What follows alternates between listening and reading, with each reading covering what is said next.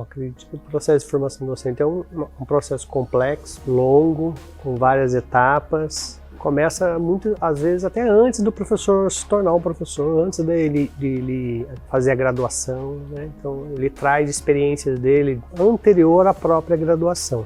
Mas a gente pode dizer assim, que o processo formal da docência começa ali na graduação do professor, quando ele entra na universidade, tem os primeiros contatos com os teóricos, com a prática, e ali ele adquire o conhecimento necessário para ele iniciar essa carreira. Só que esse processo, esse período a gente chama de formação inicial, onde ele faz a sua graduação. Depois da graduação, ele continua com esse processo. Muitas vezes, um processo de uma experiência de prática, de sala de aula, trabalhando na sala de aula, onde ele vai adquirindo essa experiência de dar aula, mas também ele pode continuar esse processo com uma formação continuada, através de cursos, através de pós-graduação, estrito, lato sensu, através de trocas de experiência com os outros professores. Algumas escolas têm reuniões pedagógicas, onde o professor pode exercitar essa troca de experiências. Então, também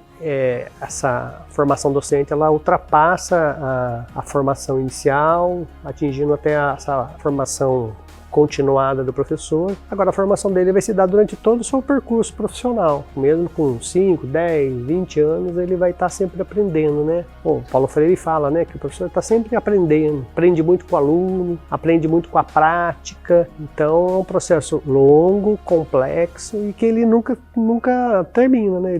Ele continua durante toda a vida profissional do professor. O início de carreira docente, a minha foi bastante difícil, né? Então, eu comecei dando aula em sistema penitenciário.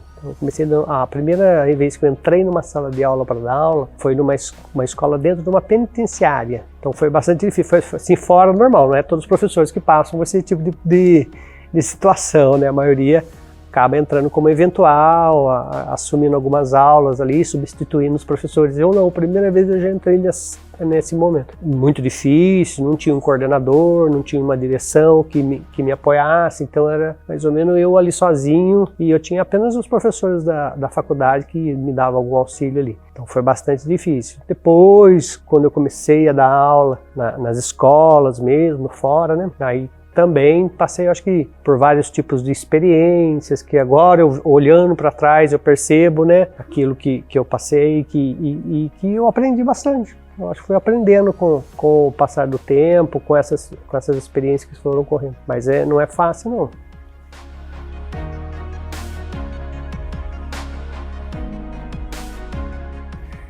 Na área de moda, na área dos cursos técnicos em que eu atuo, a gente não abortou as coisas que a gente desenvolveu e melhorou durante o período de pandemia. Então, ferramentas como os chats do Teams, ferramentas avaliativas, a gente ainda traz para dentro da sala de aula para que a comunicação entre as alunas aconteça não somente de maneira oral, mas que elas utilizem esse universo da internet também para trocar informações. E ainda assim, sempre dentro do planejamento docente, quando a gente está em unidades curriculares específicas, como unidades de pesquisa histórica ou de indumentária. Então a gente usa softwares sobre mapa mental, sobre mapa conceitual, para facilitar o fluxo de informação e para que elas entendam mais ou menos como uma rede onde cada informação migra para outra e pode abrir uma caixinha diferente de referências que vai só funcionar como uma ampliação do assunto que elas já começaram a pesquisar.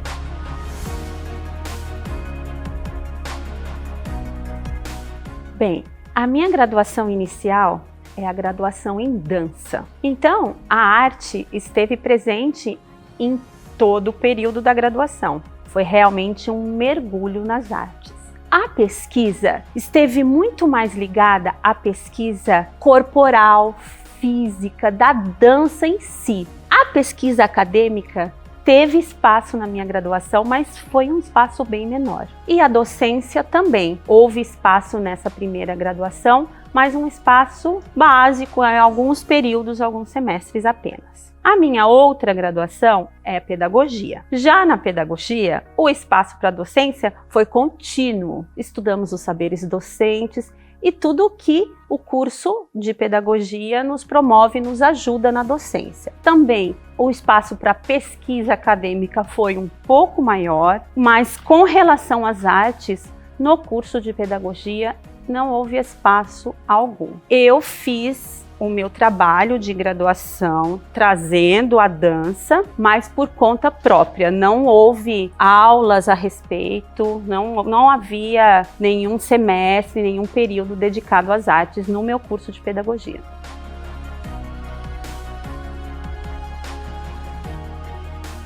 Bom, na verdade eu tento me especializar, né? Tento buscar bibliografias, tento estudar, tento mudar a minha prática todos os dias e isso é muito importante. E daí isso reflete nas minhas aulas. Agora com mestrado a minha prática mudou muito como professor, né? Isso foi muito importante para mim. E eu espero estar contribuindo na construção de uma sociedade melhor.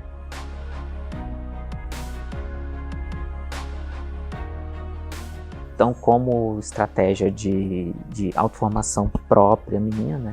Estou querendo aprender uma outra língua, então estou utilizando o Duolingo, que é um aplicativo bastante interessante, bastante didático também, e como ele tem recursos de inteligência artificial, isso auxilia também nessa minha trilha de entendimento da língua. Então tem gramática que eu posso estudar, posso me aprofundar somente na parte de vocabulário ou na conversação. E na minha área matemática eu uso o Khan Academy. Em relação às políticas públicas, eu acredito que os nossos governantes, né, pensando aqui no município, né, a secretaria, pode oferecer formação para o professor, né, para áreas específicas, por área, não gerais. Acredito que essa seja a política pública que vá mais ao encontro das necessidades do professor. Pensando nisso também, talvez, in loco, nas escolas, desenvolver com um grupo da própria secretaria ou externa, né, de ir até a escola, ficar um tempo analisando e trabalhar algo que eles verificarem ali que pode ser melhorado